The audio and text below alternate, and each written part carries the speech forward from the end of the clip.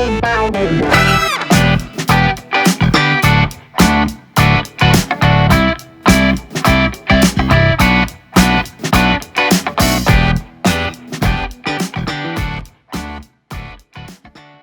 guys, Sean here at the Gardener Center. Whether we're talking about food, plant fertilizer, plant supplements, call it what you want, plants, whether it's a cactus, a rose bush, an apple tree, or a philodendron, they all need to eat. Just like us and every other living thing on the planet, they need food. The topic of fertilizing plants, although not particularly glamorous, is an important topic. It's also, unfortunately, like a lot of gardening subjects, a little bit confusing. There's lots of different brands, lots of different formulations. There are lots of different delivery methods. Some are liquid, some are granules, some are powders that you mix with water, some you apply to the soil, some you spray on the leaves. And quite frankly, I could probably spend an hour talking about feeding plants and scratch the surface a little bit. So what I'm going to try to do today is kind of give you guys kind of a broad overview of the different types of fertilizers, both synthetic and organic fertilizers, those different delivery methods that I talked about, and most importantly, how to use them and when to use them. So stick around while I tell you all about feeding your hungry plants.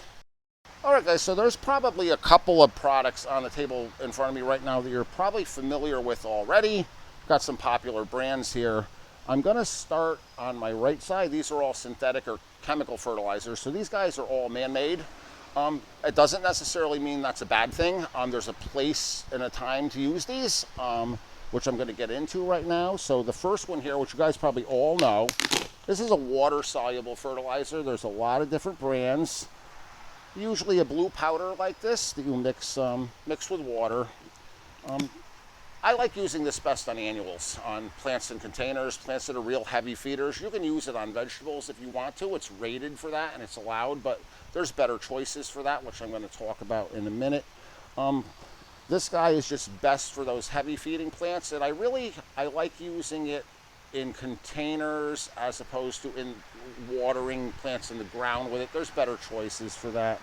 There's an adage in life that more is better, and in some cases that's true. Like bacon, for instance, more is always better there. More is better does not apply to fertilizer ever in any case. One of the reasons this particular product is blue, the blue is doing nothing, it's just the coloring. One of the reasons this product is blue is so that you can kind of see it in the water once you mix it. And you'll see a slight blue color. That means you did it right. If it looks like you just installed a new Tidy Bowl man in the toilet, then you have too much in there, and don't use that because you'll burn your plants. But water soluble blue powder, in the business we call it the blue juice, but this guy, best for annuals and any plants in containers, hanging baskets, window boxes, every 2 weeks once you've planted your annuals. And a lot of people, again, I said at the beginning that this is a very confusing subject, and it is. And a lot of times when people are presented with too many choices, they will opt to not make any choice out of fear of making the wrong decision.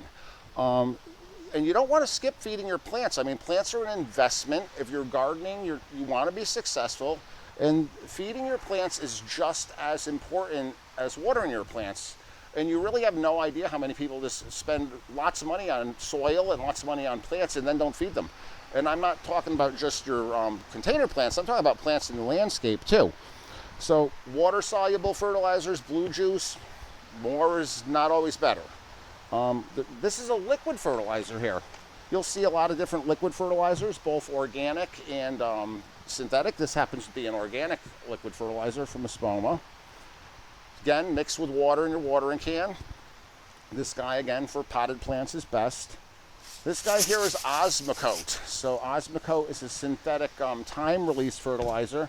You've probably seen it before if you haven't used it. They look like little pellets in the soil. They're often in there when you buy plants. If you squeeze them, little liquid bursts out of them. We get at least one phone call every year here at the store of somebody who bought a bunch of plants and brought them home and calls up hysterical that their plants are full of spider eggs or slug eggs, and it's not slug eggs, it's Osmocote, so I'm sure you've seen it before. Osmocote is a great one to use in your containers as well, because you throw a couple of handfuls of that in your soil when you're potting up your plants. And in a couple of weeks, I'm going to be talking about the science of potting up your annuals, not the designing. We're going to let that Lauren handle that, but I'm going to be talking about like the science of doing it right, and we're going to talk more about using Osmocote at that time. Over here, this is a synthetic fertilizer, 10-10-10, 5-10-5 formulations you often hear a lot of. Burn your plants very easily with this. This is like a heavy-duty fertilizer here, so you always have to follow the instructions to a T for 5-10-10, 5-10-5, all those guys. But that's a granular fertilizer that you broadcast to the surface of your soil and then allow that to get watered in. I don't like mixing it in the soil because you get new roots that grow into it and it burns them. So I like using that on the top of the soil. This is great for perennials and shrubs. And again, it's rated for use on herbs and vegetables and plants that you eat. Again, I have a few things I like better for that, which I'm actually going to start talking about now. Over here on my left, I have a bunch of organic fertilizers. Couple of big differences between the two things. The main difference: man-made animal byproducts. Still put together by man, but they're derived from animal products. Huge difference. These guys here are a quick fix, a quick jolt. It's like getting 2 shots of espresso in your latte. It's gonna work for a bit, but then after a while you're gonna come down off of that and you're gonna want more. Once you start using these synthetic fertilizers, the plants kind of want more of that because it kind of washes through their root zone pretty quickly. These guys over here are different. Number one, they take time to break down, so it's always a much more slower release process. Number two, as they break down, because they're derived of animal products, they actually improve the soil quality and the soil structure. This is just the liquid, it leaches through. This actually makes your soil better. The third thing, and the really cool thing about, and this is all Espoma products here, most of you have probably used them before, but if you haven't read the bag closely enough, you may not realize that these bags contain trillions of bacillus and bacteria and other microorganisms that are critical for turning the organic matter in your soil into food that the plants can actually use. I mean, think about probiotics. Think about our own gut health and our own intestinal health. Everybody knows about that now. There are certain things in our digestive system that need to be there to turn certain things into elements and minerals that we need. And believe it or not, in a somewhat different way, the same thing is happening in your root zone of your plants. Their roots aren't just, like little straws sucking nutrients out of the soil. That breakdown, going back to high school chemistry, that whole cation exchange and everything is going on down there.